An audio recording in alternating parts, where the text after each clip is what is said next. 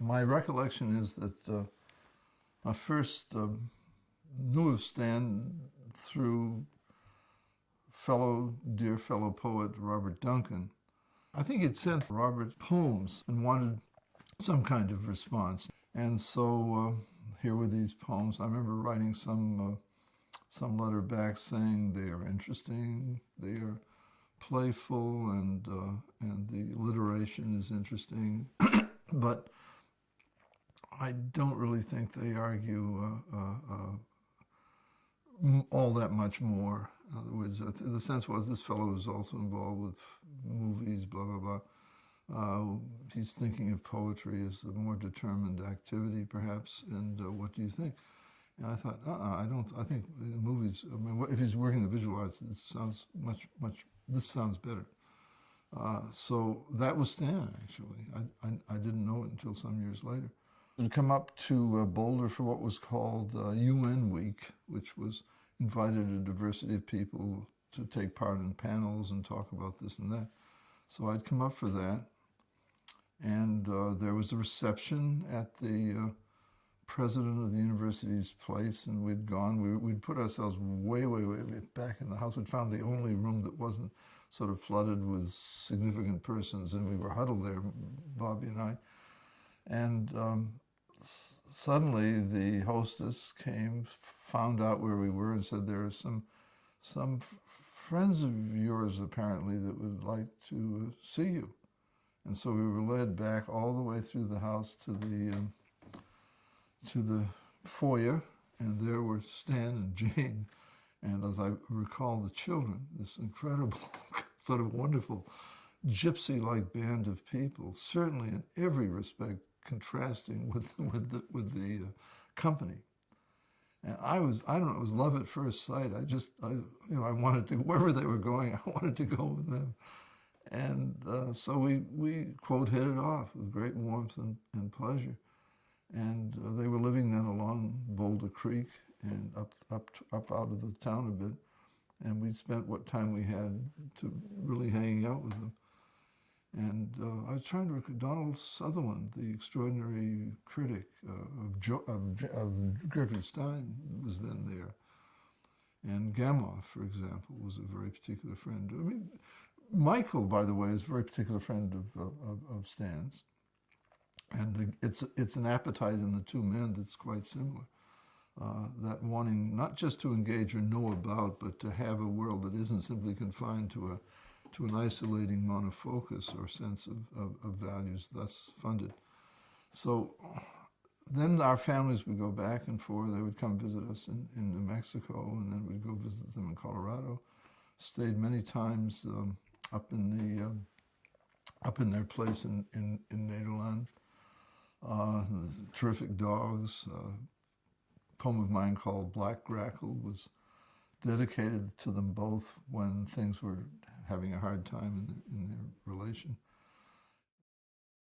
Hollis Frampton was an old friend of Stan's, and Jerry O'Grady's an old friend of Stan's. I remember once I think it was Hollis and a doctor we were sitting on. I was the sort of the odd person out, or I was the friend of the family. So I had no real reason to be on this committee except that I was. In any case, Hollis said, God, Stan, he's so extraordinary. He says, the only person that I've ever known whose film would suddenly show a person pour a glass of water, and one knows in Stan's mind that is absolutely linked to, associated with the Holy Grail. It's just so that what can one call it?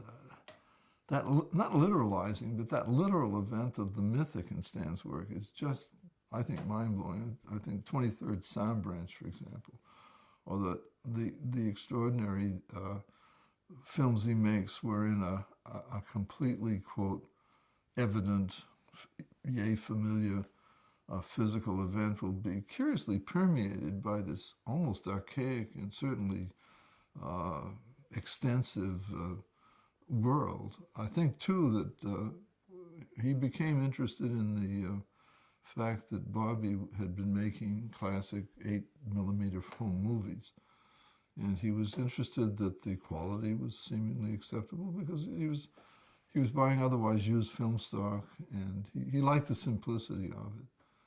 He liked the fact that it gave something that you could be much more casual with than usual film that he had been using, 16mm. So he began working with it, and he does that series of songs, which I think some of those are just mind-blowingly beautiful.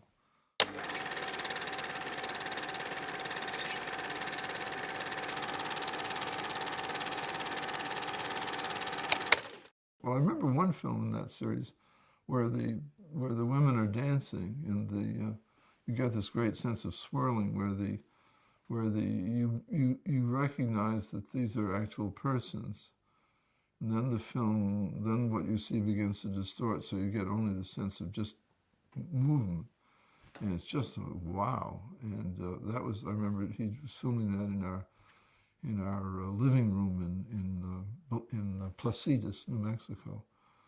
And then I think he does that reconforming image of me. There's somewhere, it's in that same Times, I believe, or maybe in Albuquerque. I cannot remember this long.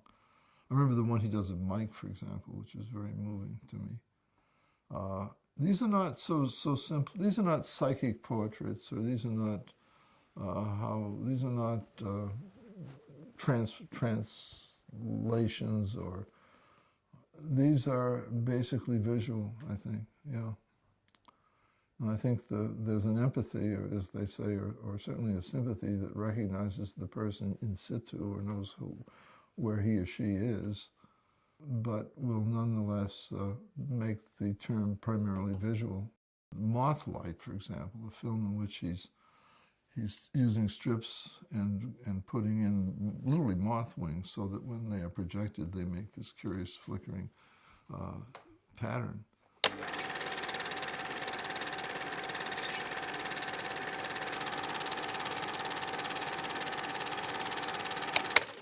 His late work, wherein he's painting on film, so each frame is specific.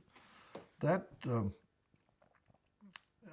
he's unique in that way, and I think the dilemma is at times people want to not to confine him, but to see or to try to talk of him as the usual narrative artist. Boy meets girl, this and that happens. They want to think of this film, quote unquote, as being somehow a narrative passage. Well, I think Mothlight is a classic. That's the narrative passage of Stan's films.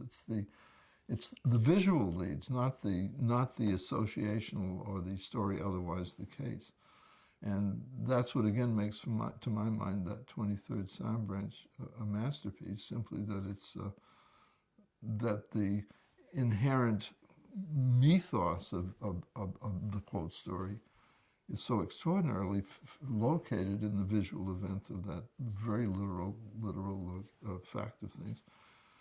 Not transformed as though he were fooling. I mean, Stan one time did I can't recall quickly what film it is, but it's where he's playing really with the refraction of light in an ashtray in a motel. He's a master. Yeah. Stan occasionally worked in Hollywood context. Certainly was respected. Scorsese, for example, certainly thought he was for real. So he's not just a crank working in some back room doing his own films.